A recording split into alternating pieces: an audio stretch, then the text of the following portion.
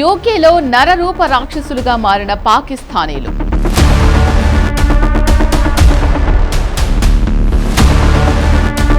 టీనేజీ యువతలే లక్ష్యంగా పాకిస్తానీల దారుణాలు.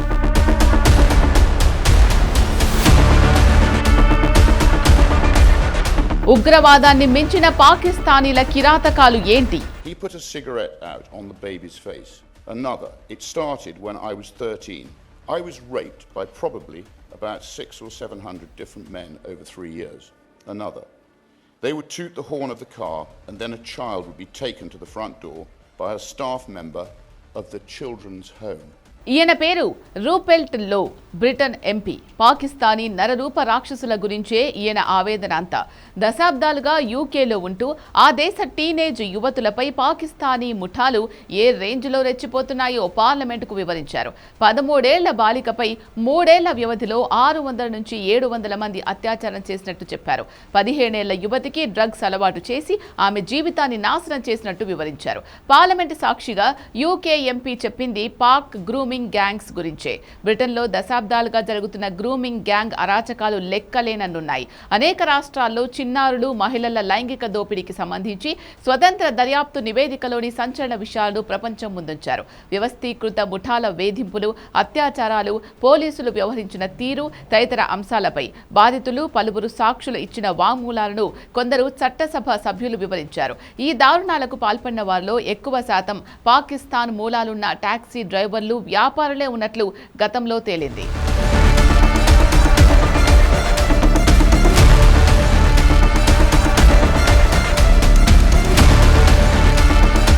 నిజానికి గత ఏడాది ఇదే అంశం బ్రిటన్ పాలిటిక్స్ ను షేక్ చేసేసింది. 2025 జూన్లో గ్రూమింగ్ గ్యాంగ్స్ పై చర్యలు తీసుకుంటామని లేబర్ ప్రభుత్వం హామీ ఇచ్చింది. కానీ ఆ దిశగా ఎలాంటి అడుగు పడలేదు.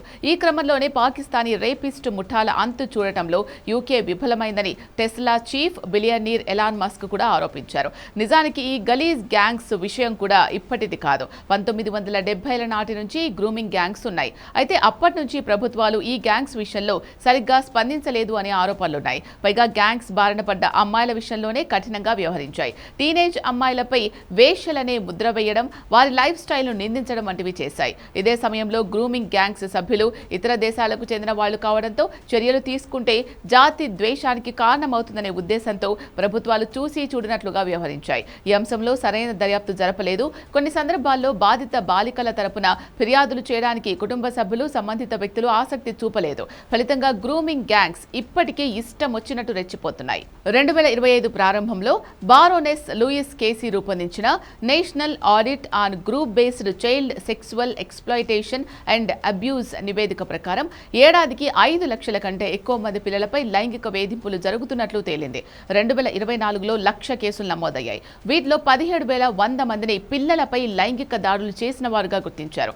మరోవైపు 2,65,000 మంది జనాభా కలిగిన రోథర్హామ్ పట్టణంలో 1997 నుంచి 16 ఏళ్ల కాలంలో కనీసం 1,400 మంది బాలికలపై ఒక ముఠా డ్రగ్స్ ఇచ్చి అత్యాచారం చేసి లైంగిక దోపిడీ చేసిందని 2014లో ఒక విచారణ గుర్తించింది. రోథర్హామ్లోనే 64% పిల్లల లైంగిక దోపిడీ కేసులకు పాకిస్తానీ రాక్షసులే కారణమని నివేదిక వెల్లడించింది. అంతేకాకుండా ఆపరేషన్ స్టౌవుడ్ కింద పిల్లల లైంగిక దోపిడీ నేరాలకు పాల్పడిన మొత్తం 42 మందిలో ఎక్కువ మంది పాకిస్తానీలే ఉన్నారు. మరి ఇంత జరుగుతున్నా ప్రభుత్వం ఎందుకు యాక్షన్ తీసుకోవడం లేదు? ఈ ప్రశ్నకు ఎంపీ రూపర్ట్ ఇచ్చిన సమాధానమే లేబర్ ప్రభుత్వం ఓటు బ్యాంకు పిచ్చిని బయటపెడుతుంది. We had a situation, a political difficulty within Reform UK. This does happen to parties. They do have difficulties and problems. We had a problem that one of our MPs, who's no longer an MP, was talking about deporting entire communities, including people who've been born here. And frankly, we found that unacceptable. And so I just did not want, I think you can quote me for another interview, to get dragged down the route of mass deportation. ప్రస్తుతం Britain ప్రధానిగా ఉన్న Keir Starmer 2008-2013 మధ్య England, Wales కు prosecution service అధిపతిగా ఉన్నారు.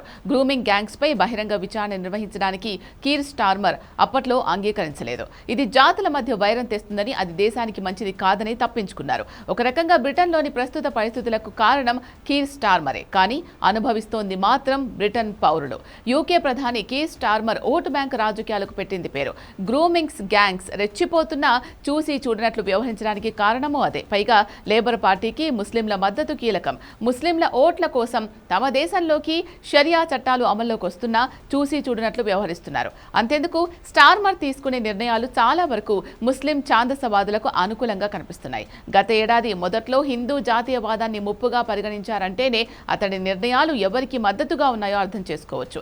Starmer సర్కార్ ముస్లిం ఓట్ల కోసం పాకులాడినంత కాలం బ్రిటన్లో పాకిస్తానీ పిశాచుల అరాచకాలు ఆగే అవకాశం లేదు.